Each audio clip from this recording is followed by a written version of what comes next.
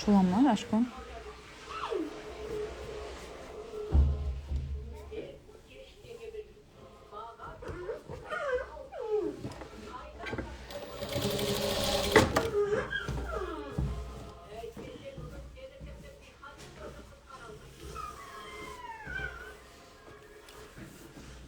Қайырлы кеш.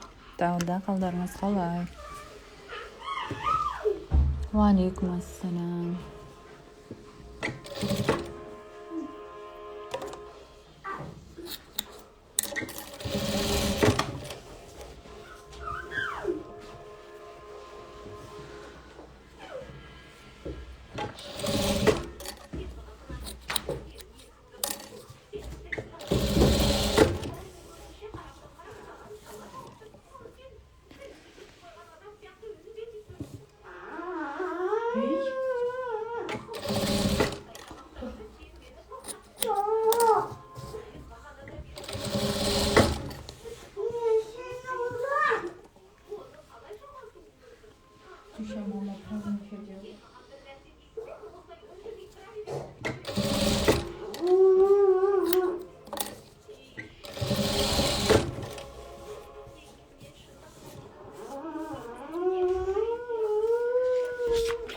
Саламатсыз ба? Еді қалыңыз қалай?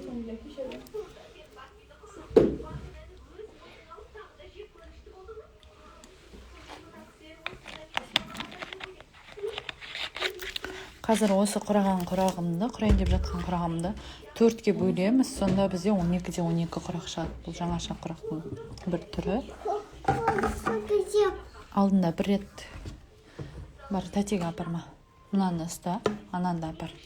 Құйып бір санаған.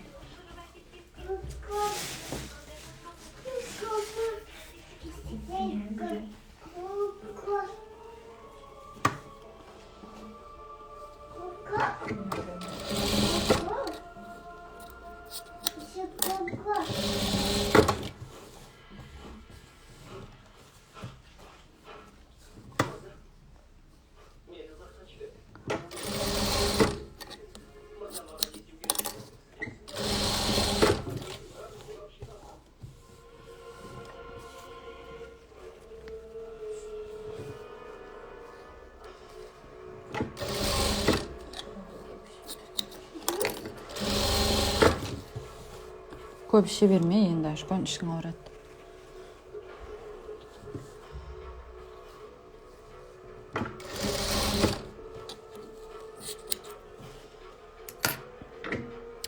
Размерін мына ненің размері, бөзінің размері 27-де 27 қылып алдым. Бізде шығатының құрақ 24 болу керек. Ортасынан бөлеміз, теңге 12-де 12 шығат, сонда 4 құрақ шығат сразу. Өтініш прямойға көбірек кіріп отырыңыз, сіздің прямойдан күшті мотивация аламын дейді. Рахмет, жаным. Сіздердің қолдауларыңызға көп рахмет. Әрдайым мені қолдап отырасыздар, әйтеуір. Мәз болып отырам ой жазғандарыңызды оқып. Алабекті көп шығуға постараюсь.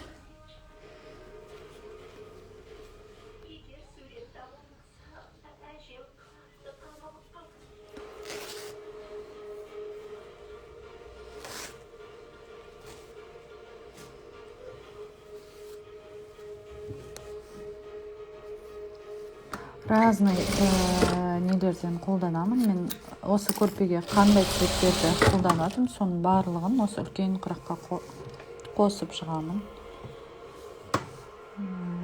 Өте әдемі құрақ шығады тоже.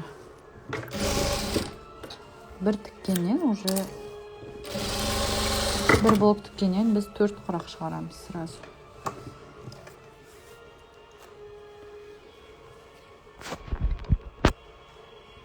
Менде күтем сізді прямой эфирде дейді. Рахмет.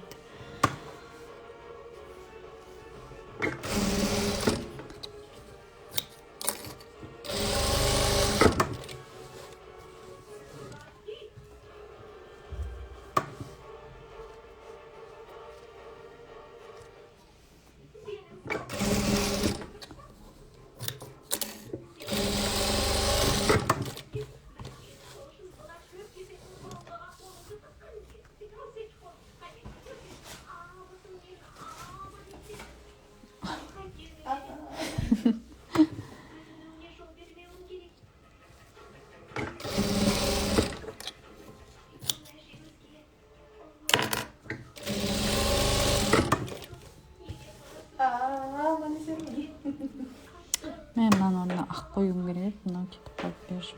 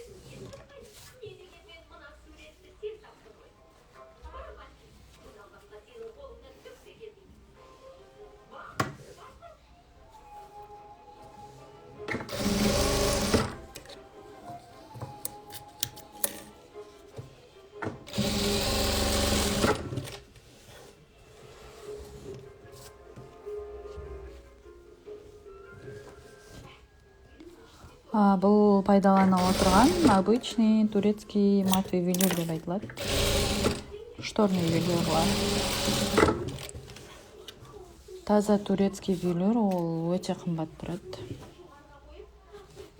Ол велюрдан сосын көрпе тігу шамалы ыңғайсыз болды. Алдында менен кусоктар болғасын бармен тігемін. Тайып кете береді. Жылжып.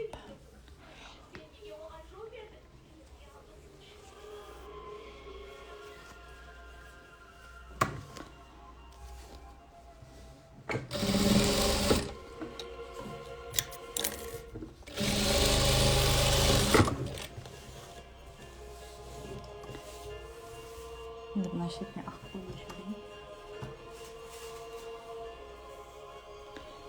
Ақ и золотымен окантовка.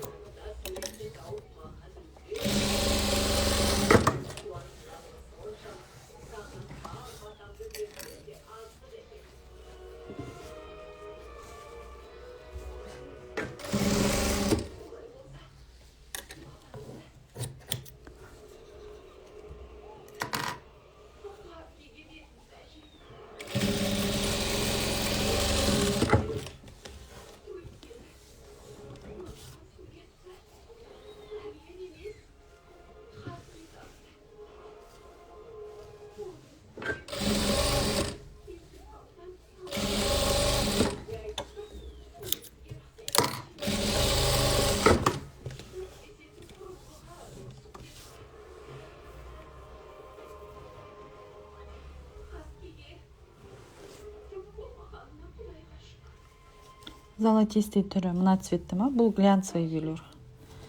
Қалғандары матовый, осы золотистый тек глянцевый да бар. Матовый да жоқ, именно осы цвет. Матовый да шамалы темный цвет золотистый. Осы велюрдің глянцевый и матовый түрлері болып екіге бөлінеді ғой, соның мынау глянцевый. Ашат осы цвет. Мен глянцевыйдан тек осы золотыны көп пайдаланам.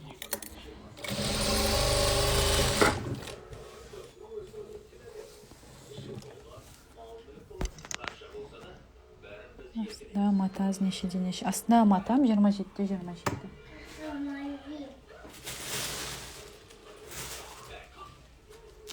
Мен құрақ тіккен жақсы көрем, бірақ ойлы көрпеден шыға алмай шірімін дейді. Жер төшекке кешіресіз дейді.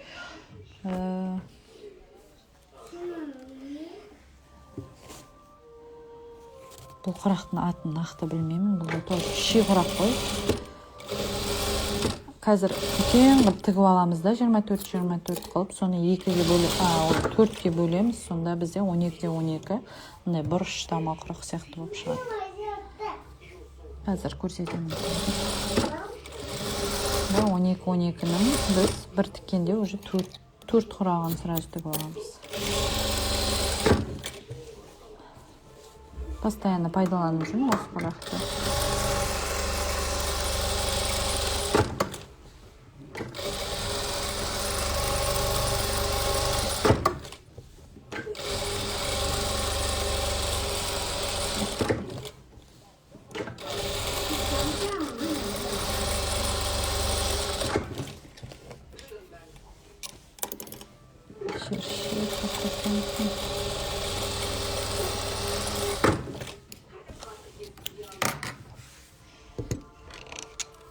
Қараңыздар, осындай құрақ болып шықты бізде. Осыны былай бір и былай бір бөлеміз. Қазір жегін қиып алайын, артық жерлерін. Ойлы матаңыздың размерін неше етіп аласыз дейді. Түсінбедім. Бұл колодец шиғырақ. Негізі барлығы шиғырақ деп айтылады екенді. Соны адамдар өздері колодец, Versace деген, мозаика деген сияқты өздері қойып алған деп естідім мен жақында. Так бәрінің аты шиғырақ қой деп естідім да. Енді колодец сияқты тігіледі. Бірақ біз бұны колодец қып қалдырмаймыз ғой. 4-ге бөлгеннен кейін 4 құрақ шығарып аламыз бұдан біз. Уже колодец болмай қалады ол кезде.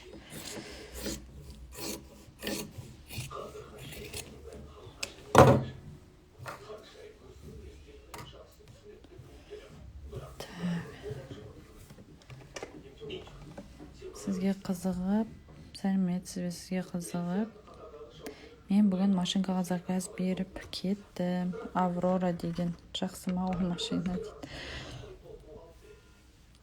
Машаллах, іске сәт. Аврораны білмедім, қалай екенін. Кім ол?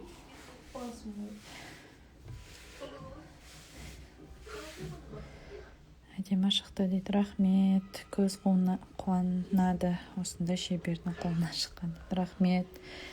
Ортасындағы квадратты 5-те 5 қылып алдым.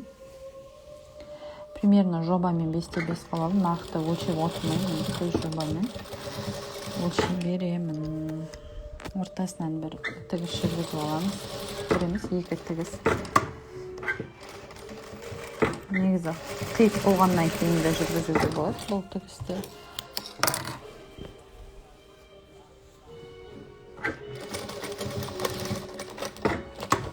Тартып тұрып едім, соны алып қалды.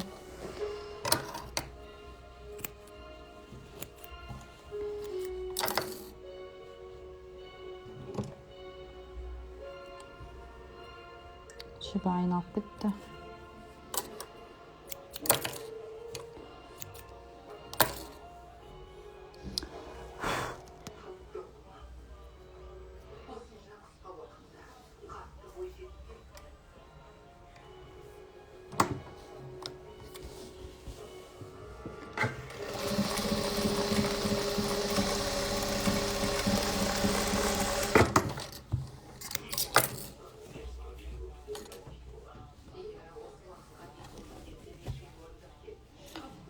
Жер шайнап кетті, ондағаны қазір кесіп тастаймыз ортасын.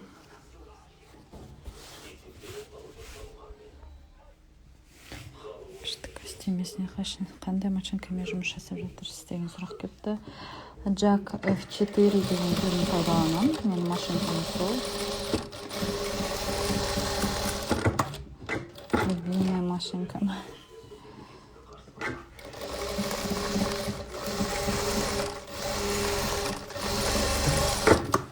Бағана бір кісі жазып, маған эфирде асты жаман болып қоймайды. Міне асты осындай болып тұрады.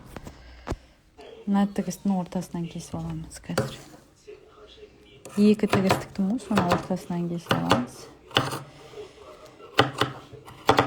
Негізі сызып алғанда жақсы, мен де қазір Сызым келіп отқан жоқ, сызып мыжғылап отырғым келіп отқан жоқ. Міне бізде осындай құрақ шығады. Көрдіңіздер ғой, өте әдемі құрақ шықты.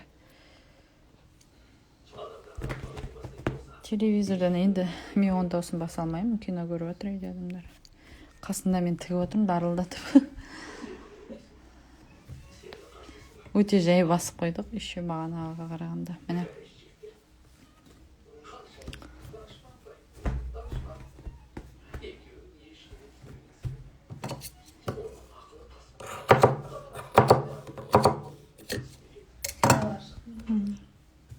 Сразу 4 құрақ тігіп алдым.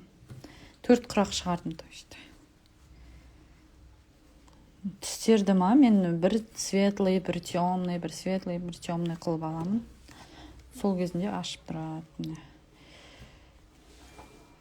Міне, қарап отырсаңыздар, бәрі почти бірдей. Осындай құрақтардан құрап жатырмын ғой. Міне, базовый түсі осы болады бізде. Главный түс деген. Осындай құрақ істесеңіздер болады. Шамалы, өзгешелеу, ерекшелеу құрақ істесеңіздер.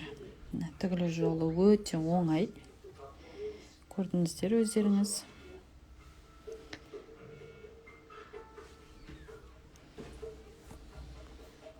Ленталар менде бастап тігіп жүрген ғой дейді. Мен құрақты бұрыштан бастап тігіп жүрген ғой дейді. Осы оңай түрі. Көбісі кейде білместіктен мынадан бастайды. Бірінші мынаны тігіп алады, одан кейін былай жағалайшы, уақыт кетіп қалады өзіне. Лучше осылай тіккен, осы варианты оңай. Бұл новинка сіздерге. Көп адам жалқып кеткен шығар бір құрақта тіккеннен. Құрағым ленталарым 2-6 сантиметр. Ортасындағы көзін жаңа 5-5 квадрат қылып аласыздар. Астындағы бөзі 12-12 шығу үшін мен енді 4-ке бөлем ғой. Мен 27 қылып алдым. Одан мен 24-24 қылып блок шығаруым керек.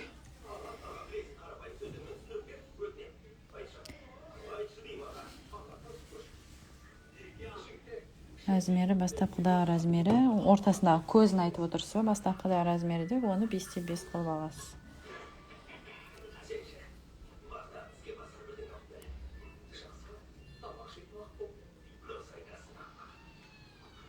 Керемет.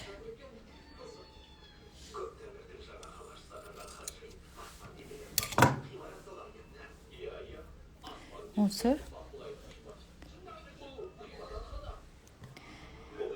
Солай тіген деп жүрмін дейді. Көре алмай қалдым дейді.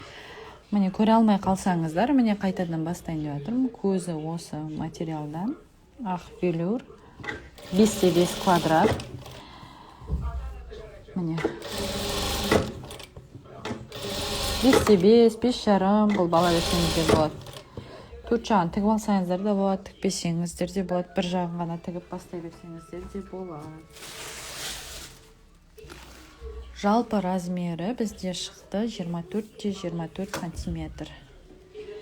Ортасынан 4-ке бөлгеннен кейін бізде шықты 12-12 сантиметр. 24-24 жарым қылып істей берсеңіздер болады.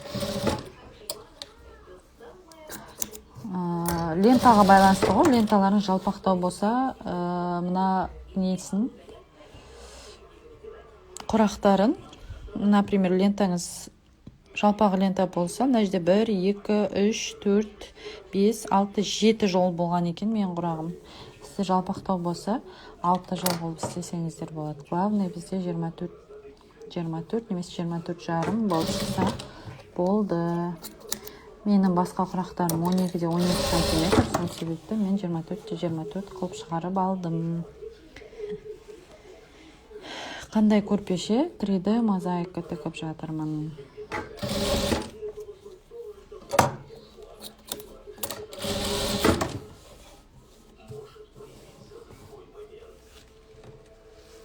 эфирді IGTV-ге сақтаймын, лентаға сақтамаймын. Енді эфирді бағана эфирді де лентаға сақтап қойдым. Уақытша қазір шамылдан кейін оны лентадан өшіремін, IGTV-де тұрады. Барлық мен прямой эфирларым сонда тұр. Лентамнан көбісін өшіріп тастадым. Так, көктен кейін золото жібердім. Шайде рахмет. Сіздерге де рахмет, пайдаларыңызға жарасын.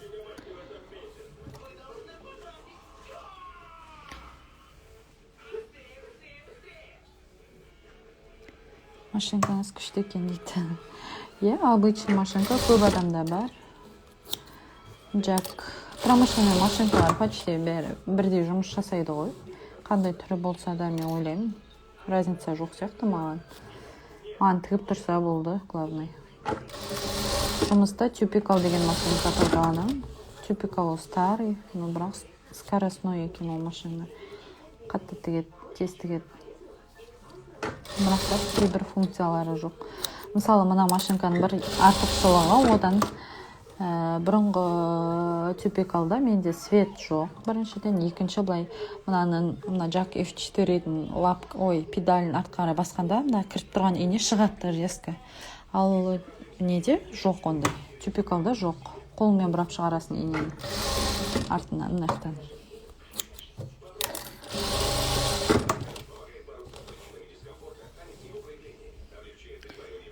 Жақсы түсіндіреді екен, Алла разы болсын дейді. Рахмет, сіздерге де Алла разы болсын.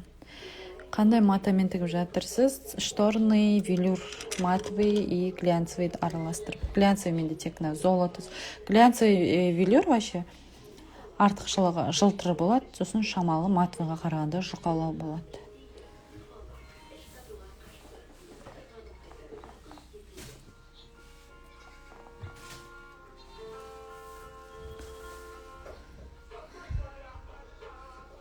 Сізге қалай тіркелем дейді.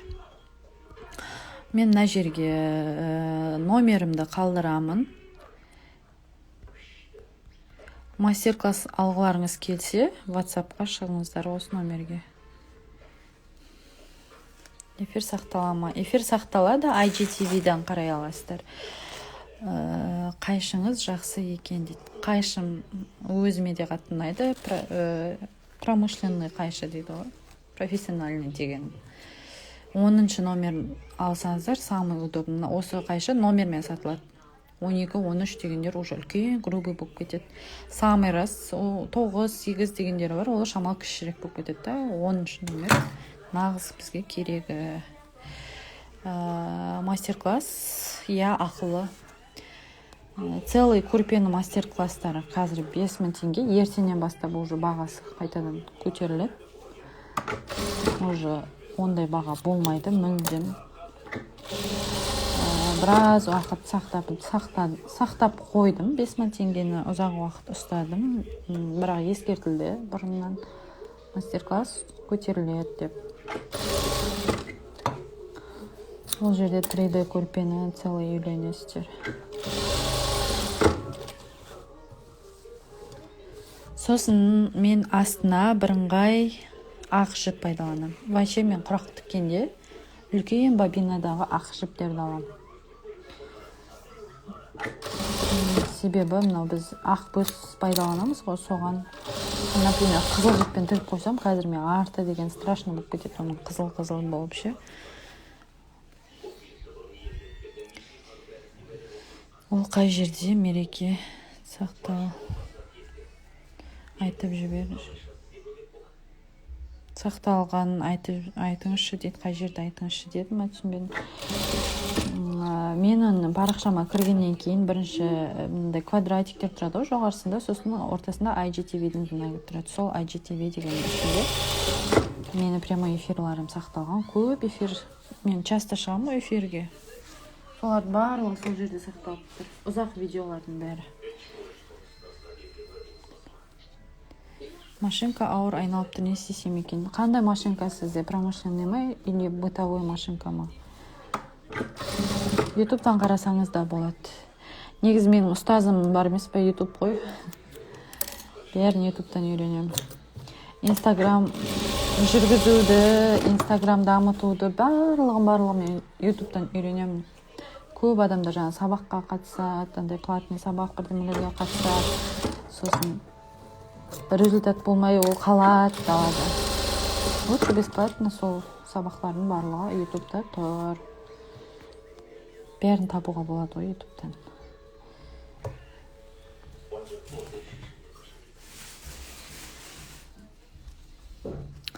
Лентаның ширинасы қанша?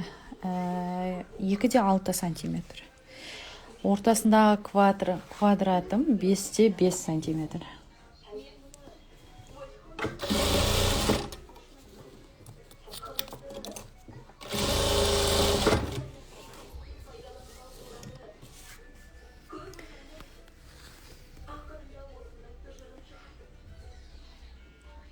Қанша килограмм пахта кетеді жаздыққа және жұрқанға қанша килограмм пахта кетеді жаздыққа дейді. Мен түсінбедім. 3D көрпе мен 2 құрақ оюлы көрпеше бірге 5.000 ба, я болмаса әрқайсысы бөлек-бөлек ба? Бұл жерде әрқайсысы бөлек-бөлек баға. Әрқайсысы бөлек-бөлек мастер-класс ол жерде. Ол итаки скидкамен бөлек-бөлек болса да, сол. Менің өзімде иногда мастер-класстар аламын мастерлерден. Например, мен өзім ертең тағы бір мастер-класс алайын деп отырмын. Новинка болады алда менде. Мысалы, тек жастықтың өзін мен 10.000 теңгеге алып отырмын. Мен көп нәрсесін білемін ол жердегі. Тек бір ғана техника үшін, бір жастыққа, бір жастық мастер-классын мен өзім 10.000 теңгеден алып отырмын. Мен просто қалтаға ұратындай баға болмасын деп көп адамға біраз қыздар алып кәсібіне айналдырсыншы деп өте арзан бағада жасадым. Аллаға шүкір, өкінбеймін арзан баға болса да, себебі қазір көп өте жақсы отзывтар алып жатырмын. Қанша қыздар апаларға көмек болып, олардың кәсібіне айналып жатыр өзіме. Қуаныштымын. Пахта мақта дейді. Тіккен қойды. Саламатсыз, менікі бытовой шторный велюрді тікпей қойды. Ине номері неше болу керек дейді. Бытовой машинка номерін білмеймін. Любой инемен тіге береді ғой. Просто машинка шаршайды, бытовой машинка құраққа. Сол үшін шамалы демалдырып, майлап, астын бәрін тазартып, сөйтіп алуыңыз керек. Неше килограмм мақта саласыз? Көрпешеге мен 3,5 килограмм мақта саламын. Себебі қазір мен көрпелердің астын велюрдан салып жүрмін, ауыр болып кетіп жүрді. Бұрындары мен 4 килограмм мақта салатын едім. Осы жақында бір клиентті көрдім, таң қалдым еще өзім. 3,5 келі мақта салып берсем, өзіме ұрсып, синтефон салмайсың ба? Мынау не қара зіл дейді. Мен айтам, ойбай, апай сіз қызық болдыңыз ғой. Жұттар синтефон араластырдым деп сөйлейді. Араластырса деп жатырмын. Сәлеметсіз, лектор қырыққанда ені қанша болады дейді. Лектор қырыққанда түсінбедім. Керемет екен дейді. Рахмет, лента етіп қырыққанда ені қанша болады? Лентаның ені 2-6 сантиметр болады.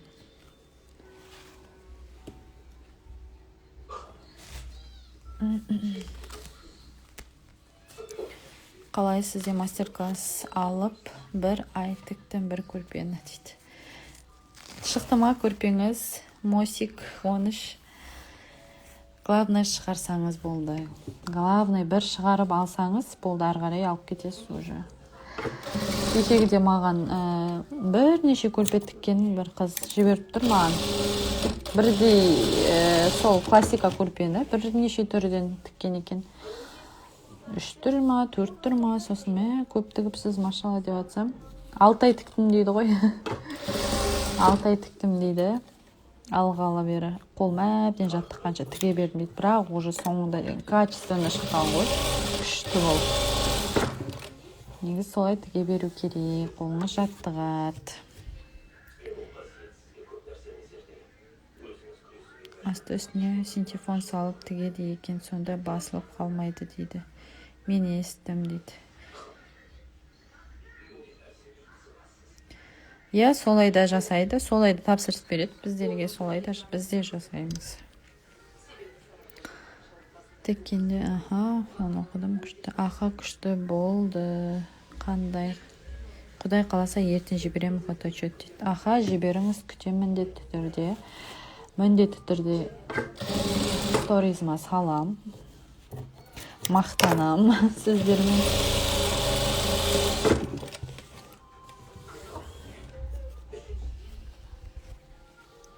Барға 3000 жіберсем, көрпешеге судан 2000 сәл кейінірек жіберсем болады ма дейді. WhatsAppқа жазыңыз.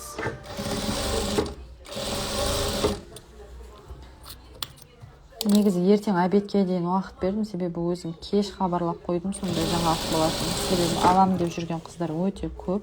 Солар ертеңгі күні бағаны өсіріп жіберіпсіз ғой, анау-мынау деген әңгіме болмасын деп алдын ала ескертіп жатырмын.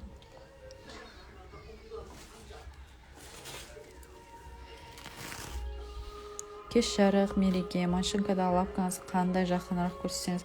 Бұл машинканың өзінің лапкасы, өзінің родной, өзімен бірге келеді. Jack F4-ді қарасаңыз, осы лапка өзінің 0,5 бекен сондай. Мен лапканың бойымен алмаймын. Лапканың бойы маған жалпақтық қылады. 0,2 мен тігем. 0,2-0,3 мен тігем мен. 2-3 миллиметрмен қалдырып отырып тігемін. Көбісі айтады, өте жақын тігесіз, ашық кетпеймін. Жоқ, міне, вообще ашылмайды. Бұл мата сетінемейді ғой, велюр. Ұзыннан не істесе, вообще ашылмайды. Тартса, тіксе.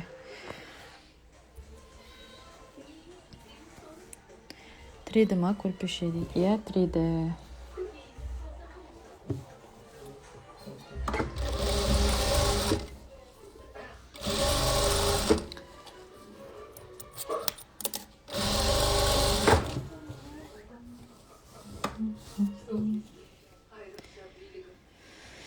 Мастер-классқа қатысқым келеді дейді Мереке Мұратқызы дейді. Мастер-классқа қатысқыңыз келсе, міне астыда менің номерім тұр, прикрепить етіп қойдым. Сол номерге WhatsApp-ма жаза қойыңыз. Қай мастер-классты алғыңыз келеді, суретін жіберіңіз. Оплата жасап, сразу чек жіберсеңіз де болады. Мен сразу жіберемін мастер-классты. Амансың ба дейді. Назарбаева Индира ханым. Шүкір, жақсымын, өзіңіз қалайсыз?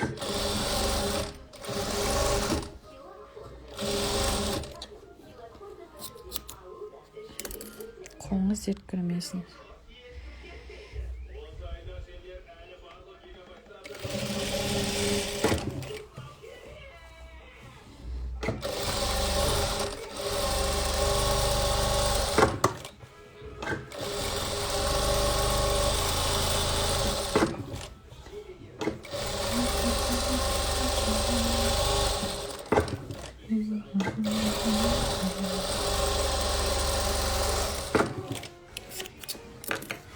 Міне, екінші блогым дайын болды.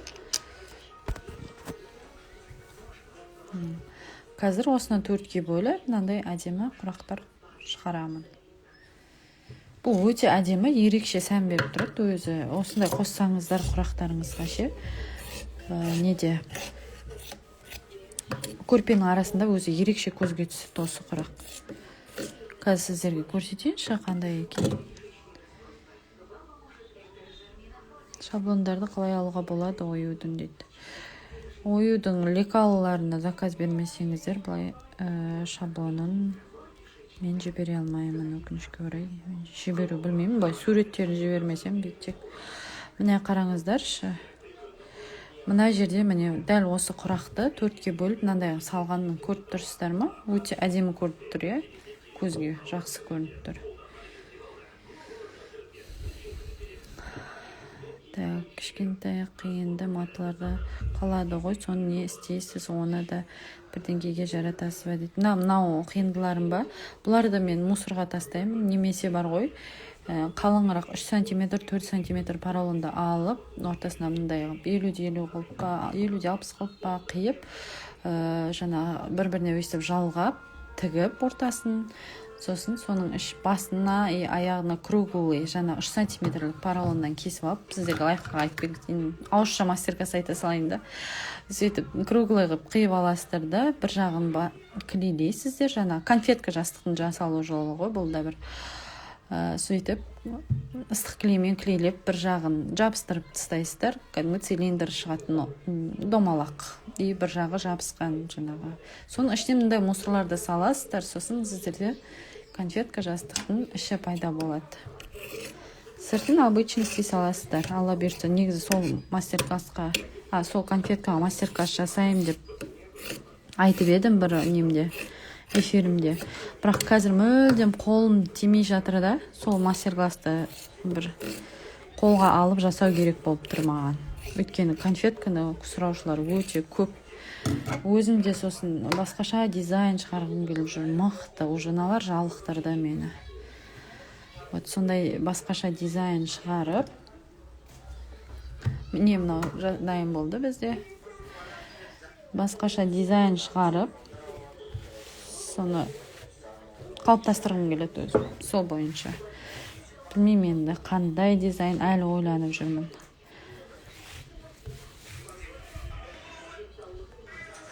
Мастер-класс неше ай сақталады деген сұрақ келді. Мастер-класс өзіңіз удалить етіп алмасаңыз, сол телеграмда тұра береді. Бір доступ алғаннан кейін сізде постоянно сақталып тұрады. Любой уақытта кіріп қарай бересіздер. Артынан тігейін.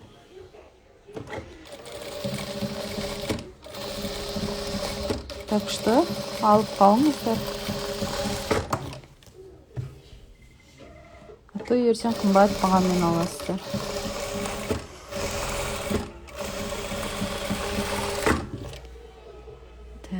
Шетінде закрепка жасамайсыз ба? Закрепканы мен құрақтарды оюға жалғап, бәрін бірге тігіп атқан, көрпені жинап атқан кезде жасап отырам. Каждый раз закрепка. Ал мына құрақты құрағанда онша жасай бермеймін закрепка. Кейде жасаймын, кейде жасамаймын. Онша не важно бұда. Себебі астына мата тұрады, сөгілмейді ол. Мен сосын оверлок та жасамаймын. Астына велюр саламын, оверлок жасамаймын желіне, потому что ол велюр сетінемейтін материал.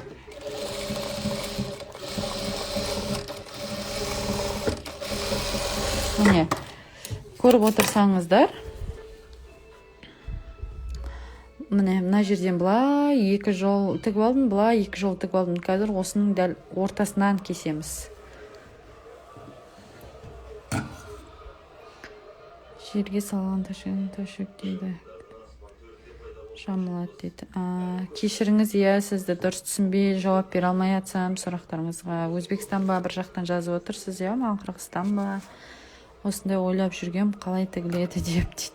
Ойлардың размері неше дейді. Мына құрақтың асты қанша дейді. Құрақтың асты 27 сантиметр қылып алып отырмын мен қазір.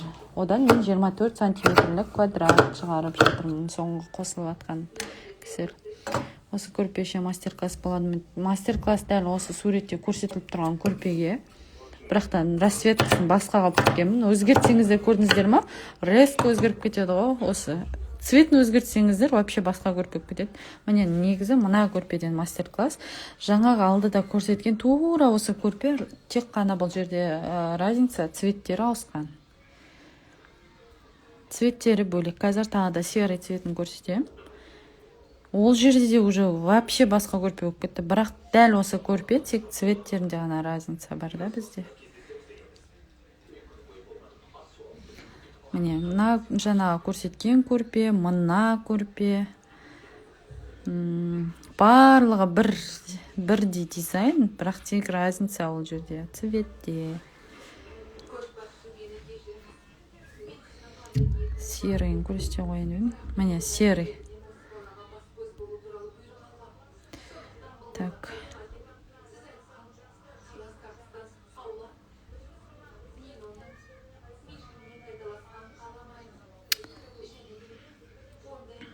Ашпай атыр, суреттер дұрыс. Басына кетіп қалды. Мына көрпе, дәл осы көрпеден мастер-класс. Мынау мен мастер-классында алып, бір қыз Шымкент қаласынан алып, мен мастер-классын бойынша тігіп шыққан көрпесі расцветкасын өзгерте отыр. Көрдіңіздер ме? Бұл жерде де өте әдемі көрпе. Қанша тұрады бір 3D көрпені 30 мыңнан бағалаймын. Қырғызстаннан дейді. Рахмет сізге. Этно құрақ сапа. Мереке, осы бір көрпе қанша тұрады дейді. 30 мың теңге тұрады бір көрпесі. Кейде скидка сұрағанда адамдарға 28 мыңнан беремін. Скидка сұраған кезде минимум 28 мыңға, максимум 30-дан жоғары бағалай беруге болады.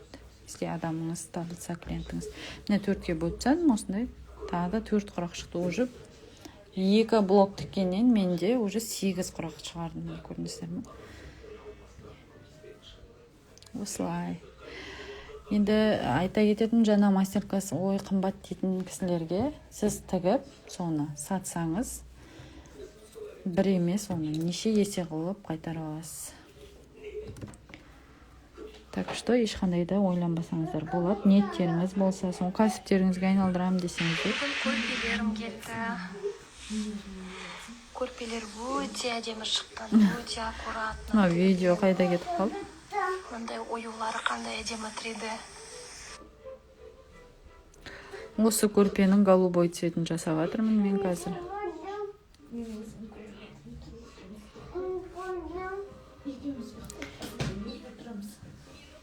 Қайқа орасындар? Қайқа орасындар ерте тұр.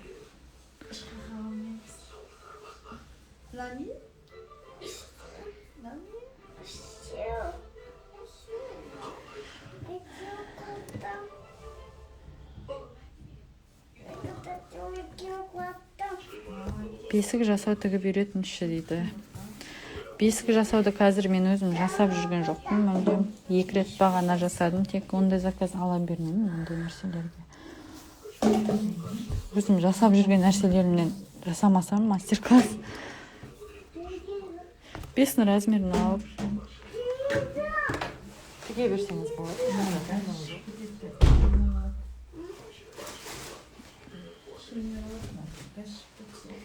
Төлемді нешеге дейін қабылдайсыз дейді. Бір қыдық. Төлемді ертең до обеда сол уақытқа дейін қабылдаймын. Уже обедтен кейін бағасы өзгеріп кетеді резко. Уже қыздарда ренжиді, сіз өстіп айтасыз да, бірақтан да бағаны түсіріп тастайсыз, біз қымбат алдық деген ренжіп жатырған қыздар бар да. Енді оларды да түсінуге болады. Қымбаттау сатқасын оларға. Сол үшін обедке дейін қабылдаймын осы бағалармен. Обедтен кейін қабылдай алмаймын ол бағамен. 2 есе қымбаттайды. Қазір 3D көрпелердің бағасы 5 мың болса, ертең ол 10 мың теңге болады. Ал 3D жастықтың мастер-классы қазір 2 мың теңге болса, ертең 4 мың теңге болады. Үлгеріп, төлем жасап қалыңыздар.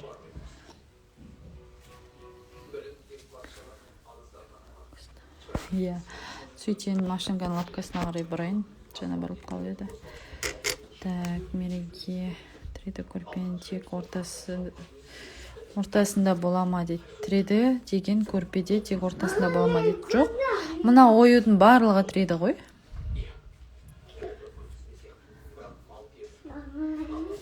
Қанша екен мастер-класс? Бір мастер-классының құны 5 мың теңгеден. Телефонды, оны оқыдым.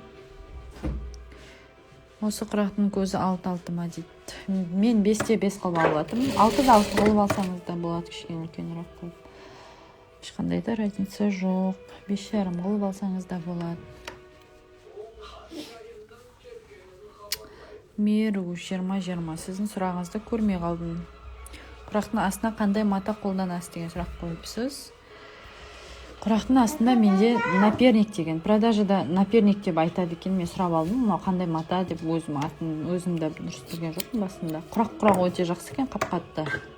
Құрағым четко шығады әдемі. Құрақ құрағанда материал қатты құрақ болса, құрағымыз өте жақсы шығады. Үтіктеп қойған сияқты болып. сосын құрақ құрағанда міндетті түрде былай қолмен ысырып ауасын шығарып отырған дұрыс та, жиырылып тікпейше қақшайтып тіккен дұрыс. Рахмет. 3D көрпенің ортасында томпайып тұрғаны ғой дейді.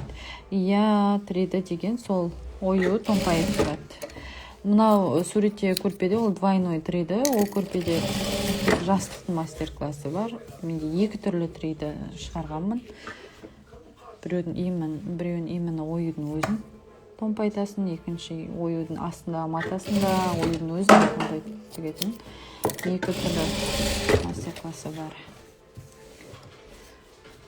Саламатса қандай машинкамен бастауға болады? Любой машинкамен бастай беріңіз. Мен өзім самый нашар машинкамен бастадым ғой. Browser дегеннің ең арзан түріндегі машинкамен бастадым мен. Browser деген. Оның да жақсы түрлері де бар, бірақ мен көп функциясы жоқ, зигзагта настройка жоқ түрмен бастадым да. Бір осы кәсіппен білесің мен деген қаншама машинка алдым, қаншама. Ең қымбат машинкам 500 000 тұрады. 500 бірдеңе мың алдым. Вышивание машинка. Барлығы осы жұмыстың арқасы. Осы жұмыспен мен айына 500 000 табам. Табысым сондай. Одан да жоғары болуы да мүмкін. Ассаламу алейкум дейді. Міне Мариям деген менің өзім жақсы көрем сіңілімдей болып кетті. Менің мастер-класс алған қыз. Бір рет біз көрген жоқпыз бір-біріміз, тек суреттен көргеніміз болмаса.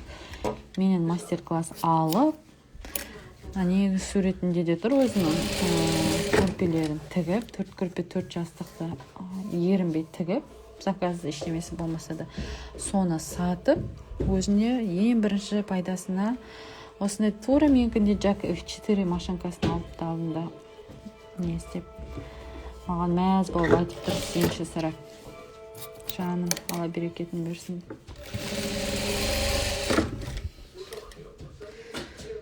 Блокты размері неше дейді. Мариям, мына құрақты көріп ал, мына құрақты да қоссаң әдем болады.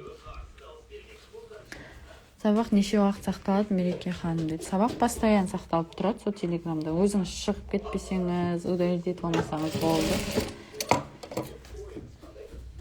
Альхамдулилlah, шүкір дейді. Қорықпай алыңыздар. Мақта көктейтінде машина бар ғой, иә дейді. Мақта көктейтінде машина бар екен, бірақ менде жоқ ондай машинка. Менің енді екінші целім. Екінші емес, ол бірнешінші целі, білмеймін нешінші екен өзімдің санынан шатасам. Сөйлей алмай қалдым ғой. Вот сол стеганый машинка. Стеганый болғанда жамылатын көрпелер сырып кететінші. Сол машинканы көздеп жүрмін қазір. Алғым келіп жүр соны. Баракаллаху фикум, күшті бауырым дейді. Рахмет. Джазакаллаху хайран. Ортасында ойдың өлшемі қандай, шетке құрақтың өлшемі қандай. Мастер-класс алып бәрін көріп алсаңызшы. Көмекшіңіз бар ма дейді. Көмекшім жоқ. Иногда бір үлкен апаларға осындай жұмыс сұраған кезінде үйлеріне беріп жүрмін, осындай ленталарды қиып дайындап. Сол кісілерге әйтеуір ермек болсын деп тігіп әкеп береді, ақыларын беремін. А так өзім тігемін в основном.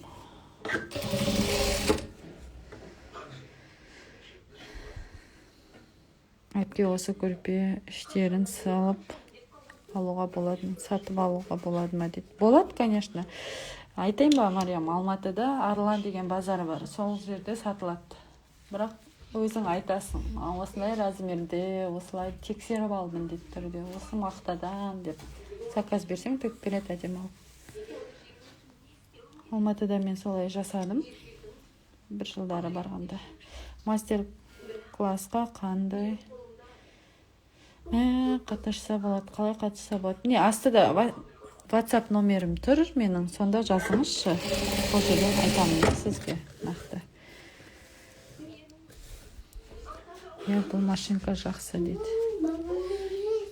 Мына жерде маған жоғарыда көптеген сообщениялар келіп жатыр екен WhatsApp-тан. Сертификат бересіз ба деген сообщение келген. Я Каспий Голдқа салады, Каспий Голдқа саламыз ба дегенде сообщениялар келіп жатыр. Осы астыда көрсетілген номерге Каспий Голдта, WhatsApp-да сол номер тіркелген. Сонда салып, сонда WhatsApp-ма чекін жібере беріңіз. Қазір мен прямой эфирден шыққаннан кейін бәріңізге жібере мастер-классты. Плата жасалған. Солай. Мақтанды өзіңіз көктесін. Мақтан жоқ, бір апалар бар, көктейтін, сол апаларға көктетем. Өзім барлығын размерін, ішіне қандай мақта салу керек, соның барлығын өзім айтамын. Сол кісілер маған жасап береді. Солай алсам мүлдем қол тимей жатады. Иә, солай алсаң болады, Мариям. Жақсысын сөйлесіп көр Арланға барып. Мақтастатындар болады өзі. Стегана 2 миллион тұрады екен дейді. Иә, солай естідім, 2 миллион. Бізде лазерный станок бар ғой, бірнеше түрі. Сол лазерный станок алып жүрген танысымыз бар, біздің өзіміз. Сол кісілер арқылы алдыртуға болады екен. Стегана машинка. Енді қатты алғым көрсін. Ештемеге қарамай соны алам шығар деп жүрмін. Просто қазір оны қол босамай жүр.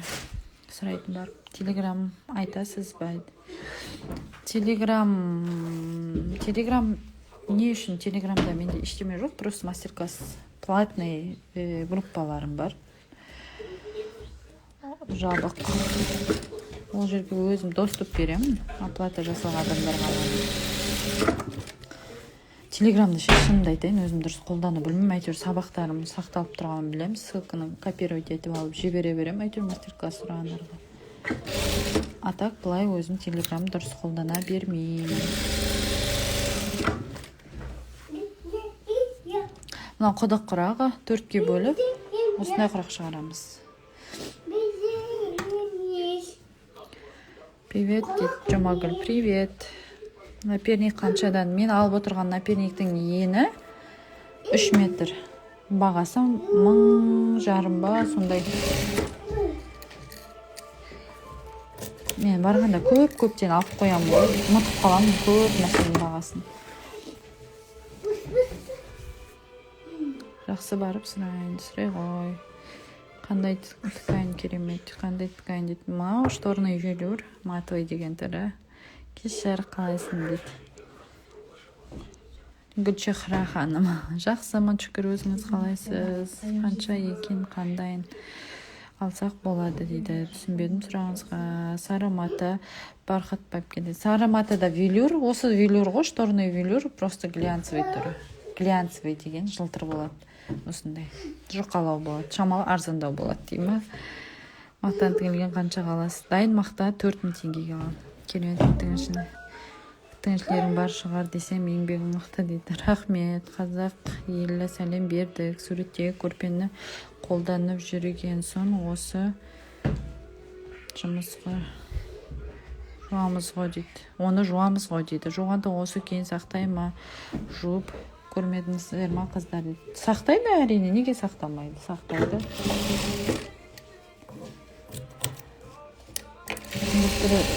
Алдыңғы жылы ма жіберді маған.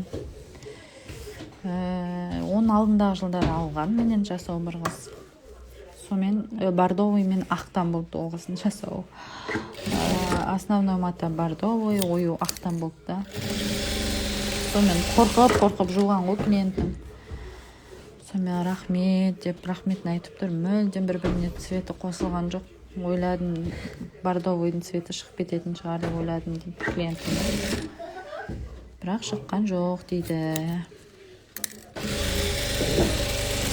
Шынды айтайын, не? Жуып көрмедіңіздер ма деген сұраққа күлкім келіп отыр да бір жағынан. Менде үйде ондай көрпелер жоқ. Сапожник без сапогпын ғой, в общем. Лазерный станокты қайдан алсақ болады дейді. Лазерный станоктың да бағалары шамасы енді қымбатырақ сәл 2 миллион ба сондай тұрады. Енді оның бәрін жолдасым айналсақ қай жерден алады, не істейді, машинкалардың да бәрін маған жолдасым алып береді. Мен ондай жағына мүлдем жоқ. Мен отырып алып, әкеп берген нәрсеге отырам да тіге беремін мен. Кеше Алматыға барып келдім, жолдасым замок, жіп бәрін әкеп берді. Дайындап береді, маған сөйтіп тіге беремін. Поддержка мықты менің, әйтеуір, Аллаға шүкір.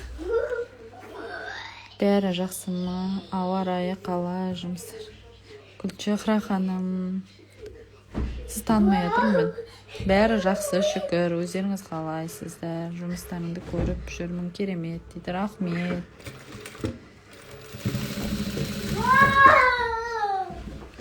Что-то біздің знакомый адамбыз ба? Түсінбей отырмын. Әпке Вилюр мата запасы бойынша білінеді ма дейді. Вилюр осы бар ғой, шторный Вилюрдің миллионник деген ба түрі бар екен. Сол самый жақсы сол дейді. Алла күш қуат берсін. Рахмет, әмин. Рахмет. Мастер-класста бір көрпеге қанша мата керек, бәрін айтасыз. Конечно, бәрі айтылады. Қанша мата, не заттар керек. Соның барлығы мастер-классқа кірген бетте список болып жазылып тұр. Маған вопрос болып келіп жатыр екен. Кірген бойда көзіңізге түседі. Соны алып аласыз бірінші. Содан кейін отырып алып тіге бересіз. Барлығы түгел айтылады. Матаны қай жағынан тігу керек, қалай кесу керек, қалай сызу керек, клей қалай жабыстыру керек, барлығы түгел. Қандай қаладансыз дейді. Ақтөбе қаласынанмын. Мастер-класс бір сабағы 5000 теңгеден. Тек жастықты аламын десеңіз 2000 теңге. Қалай аламын дейді. Міне астыда мен WhatsApp номерім тұр, соған жазыңыз. Болмаса оплата жасап, қай мастер-класты алатыныңыздың суретін жіберсеңіз болды. Мен сразу жіберем қазір. Прямой эфирден шыққандан кейін. Міне осы соңғы блок. Осыны тіккеннен кейін. 1 сағат болыпты уже почти. Эфирден шығамын. Эфирді сақтап қоямын. IGTV-ге. Уақытша постта сақтай беремін. Содан кейін можете ертең IGTV-ге уже лақтырамын. Саламатсыз ба?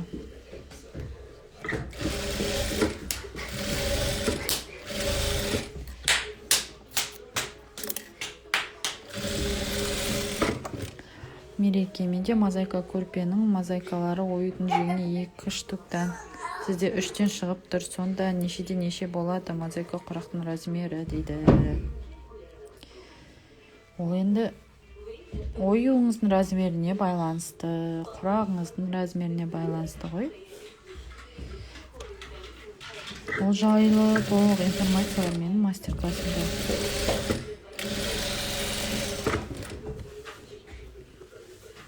Екі қолыпта жасауға болады, 3 қолыпта жасауға болады, жеңге құрақты. Мен вообще уже жалықтым бұл дизайндардан бар ғой. Ең бірінші қалай тігіп үйренеміз, ақылы курс бар ма дейді.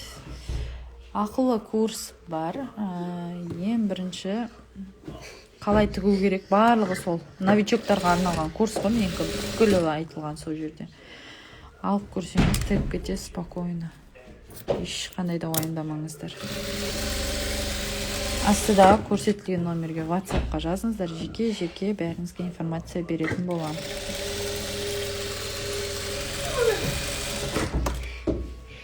Адөн, саған не болды? Алысып жастығыңмен.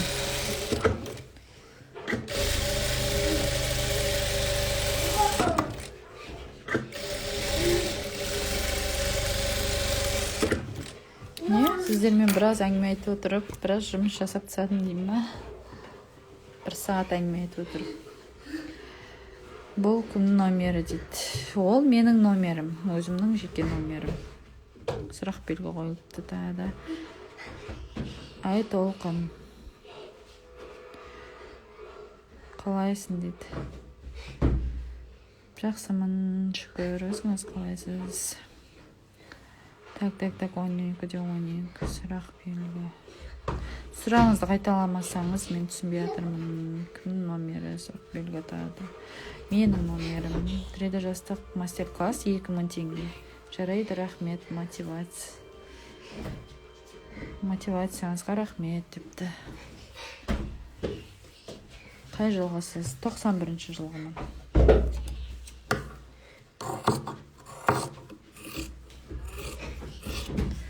Ой, мына бала не алысып кетті?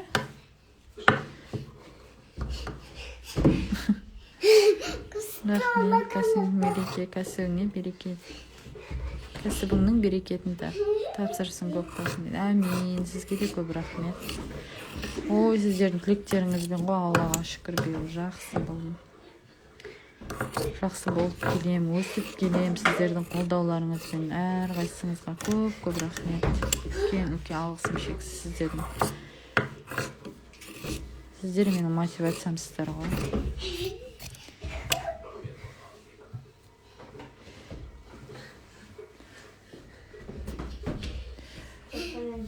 Так, рахмет сізге.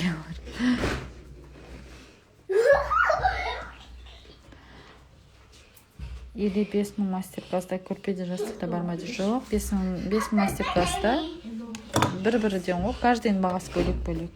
Классика көрпенің мастер-классы 5000 теңге, 3D көрпенің мастер-классы 5000 теңге, 3D жастықтың мастер-классы тек 2000 теңге, ол жастық болғасын. Тағы да ескерту, ертең қымбаттайды мастер-классын. Алып үлгермегендеріңіз, скидкамен алып үлгеріңіздер.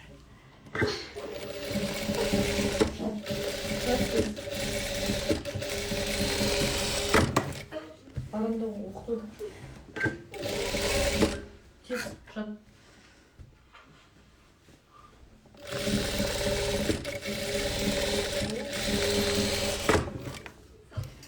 Осылай ортасынан тігіп аласыздар.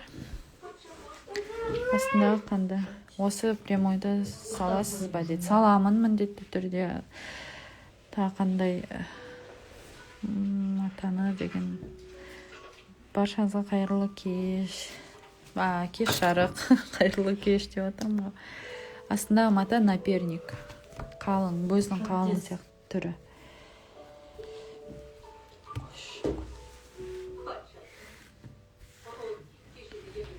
Құдай баламен жасты екенсің, мықты қыз екенсің. Рахмет, мен сізді де жас қыз екен деп отырмын, апа. Көп рахмет. Мен сұрағым 3 рет өтіп кетті дейді. Сіздің сұрағыңызды көрмей отырмын ба? Не, сіздің мына сұрағыңызды көріп тұрмын. Или 5000 мастер-класста көрпеде жастықта бар ма деген сұрағыңызды көріп отырмын тек. Жоқ, каждый бөлек-бөлек. Бізде неше түрлі қырақ үйреніп жүрміз.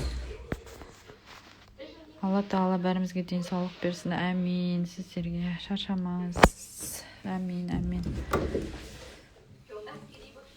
Тағы бір түрін үйрендік дейді. Үйреніңіздер, үйретуден жалықпаймын ғой. Мен өзім білетін бүкіл құрақты прямой эфирде тігіп отырам ғой осылай. Тек бір құрақты тікіп көрсетпедім ау, әлі амандасу деген. Оған бөлек материал кесіп, бөлек-бөлек дайындау керек та. Мынандай ленталар менде дайын тұрады ғой. Анаған бөлек-бөлек блоктар дайындау керек. Сол үшін оны тік алмай жүрмін. Көп қоса да бермеймін сол құрақты. Мен тіркелді. Мастер-класс қанша жаңа қосылды? Мастер-класс бағасы 5000 теңгеден. Соңғы постымды қараңыз, салған постымды. Сол жерден көресіз. Міне 2 жол қылып тігіп аласыздар да, соның ортасын кессеңіздер, осылай майда 4 құрақ шығарасыздар.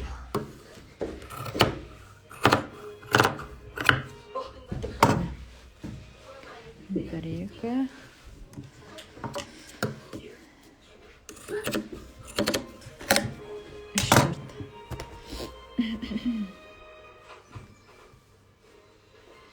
Осымен баршаңызға қайырлы түн. Сұрақтарыңыз болса WhatsApp-ма жазсаңыздар болады, дайректке жазсаңыздар болады. Ертең жіберсе болады, мақша. Ертең обедке дейін до обеда қабылдаймын. Менің қызымен жасты екенсің, айналайын. Балапандарың аман болып, өмір жасың ұзақ болсын. Әмин, апа. Санди, Санди апа, көп рахмет сізге. Бағанадан бері сіздің суретіңізді жаттап алдым. Белсеніп отырсыз менің прямой эфирімді. Алла разы болсын сіздерге. Алла күш қуат берсін. Матаның жылтырағы төгілмей ме? Денемді қышытып жіберді ғой дейді. Жоқ, ешқандай төгілмейді олардың, ешқайсының. Ештеңе болмайды, ештеңе. Бұл ондай мата емес, апа міне. Бұл да велюр матасы ғой, просто жылтырақ түрі. Ешқандай апа деп қоям. Қызсыз ба или сіздің осы номерде ме? Осы номерде. Жас екенсіз. Сізде 1-2 балам болғанда бастап кету керек еді. Енді қазір 5 баланы алысып жасап отырмыз дейді. Ештеме етпейді апа. Ертең өсіп кетеді, сіздерге көмектеседі ол балапандарыңыз. Амандасу мастер-классы бар дейді. Иә, мастер-классында бар. Жастықтың мастер-классында амандасу құрағы бар. Өлшемнің қанша етіңіз әдемі шықты дейді. Иә, Мариям. 24-24 қып тігесіз. Осыны, сосын ортасынан бөлесіз 12-12 сантиметрлік осындай құрақтар шығады, 4 құрақ. Қолыңызға дерт бермесін, өте әдемі дейді. Рахмет, Мереке ханым. Саламатсыз, Мереке ханым. Саламатсыз ба? Тігіп жатқаныңыздың көлемі неше? Мен жаңа тіккені былай дайын тұрғанда 24-24 сантиметр болды. Соны осылай ортасынан бөлгенде 12-12-лік құрақтар шықты. Қаншадан сатасыз көрпеңізді? Осы көрпем, мен бір көрпем, осы көрпе негізгі бағасы 30 мың, кейде жеңілдік сұрағанда 28 мыңға түсіріп беремін. Здрасте. Еңбегімен жасалған бұйымдар, жаңа идеялар әлемі көп болсын, мереке күндер көп болсын отбасында дейді. Денсаулық, шаттық тілеймін. Ағасия, рахмет апа сізге. Күлімгенің бақытты ол қызмет. Әмин, сіздер аман болыңыздар. Көп рахмет. Қайырлы түн қыздар, қайырлы түн. Саламатсың ба? Ортасының өлшемі қандай? Ортасы 5-5 сантиметр. Мереке сәлем, заочно таныспын дейді. Саламатсыз ба? Баракаллаху фикум, фантазияңыз мықты екен дейді. Рахмет, Гүлшат ханым. Иншаллах, желіге келсеңіз танысармыз. Алла бұйыртса, бара жатқан кезде айтамын деймін ба? Сторизді айтамын, в общем. Мен салдым 2000 теңге жастыққа. Жақсы, қазір барлығыңызға жіберемін. Көптеген адамдар салып жатыр. Дегенге қалай кірем дейді. IT дегенге түсінбедім. Машалла, өте әдемі. Рахмет, мына құрақты қанша қып тіктіңіз? Көзі қанша? Азат ханым, сәлеметсіз бе? Тоже мен мастер-классында болған ханым. Бұл құрақтың көзі 5-5 сантиметр, сосын 24 сантиметр қып тігіп шығатында 4-ке бөлдім. Осындай сразу 12 сантиметрліктен 4 құрақ шықты. Мына жерде менде құрақтарым уже міне. Бір көрпеге құрақтарым. Жастық, көрпеде бердім. Бір полный заказға дайын құрақтарым. Ертең тағы да тігемін. Осымен баршаңызға қайырлы түн. Сұрақтардың бәрін оқып болып эфирден шығайын десем бітпей жатыр. Ектар қанша тұрады? Привет. Ассаламалейкум, қайырлы түн. Алейкум ассалам. Сізге де қайырлы түн, керемет. Ертең көрмесін. Привет. Біреуі 30 мың ба? Я, біреуі 30 мың теңге. Көрпемнің Мереке Шелінің қызысын бар. Шелінің қызы емеспін. Қызылорданың қызымын. Киров деген жерінің. Саламатсыз. Ортасында квадрат неше? 5-5 сантиметр. Алласың береке берсін. Менің атым Сәнді дейді. Ме, апа атыңыз күшті, Сәнді апа. Сізді жаттап алдым. Қайырлы түн. Көрпенің ішіне жүн салмаймын. Мақта саламыз. Сторис қайда саласыз? Жаңалықтарыңызды WhatsApp-қа ма дейді. Сторизіма салып отырайын. Келіңіз, Ақнұрдың көршісімін. Қуана күтеміз. Машалла. Барамын міндеттерде. Осы тіккен құрақты 13 қылып тігу үшін ортасында көзді нешеден алу керек? Оны шығып тігу үшін кішкене үлкейтіп алыңыз көзін, немесе тағы да бір лента қосып жіберсеңіз дымда алмайды. 6-да 6 қылып тігіп көріңіз. Түнсіздіктен тілеймін. Жақсы, қайырлы түн. Мен қазір тірі жастық тігіп жатырмын. Болғасы сізбен бөлсем, міндетті түрде бөлсеңіз, мен сізді сторисқа салатын болам. Тіреді оюды көрсетесіз бе? Тіреді ою өкінішке орай менің мастер-классымның өзінің ерекшелігі. Енді құрағын бәрін көрсетіп тастадым сіздерге, сол тіредіні енді мастер-классыма қалсын. Қайырлы түн жанды. Сіздерге де қайырлы түн. Сау болыңыздар.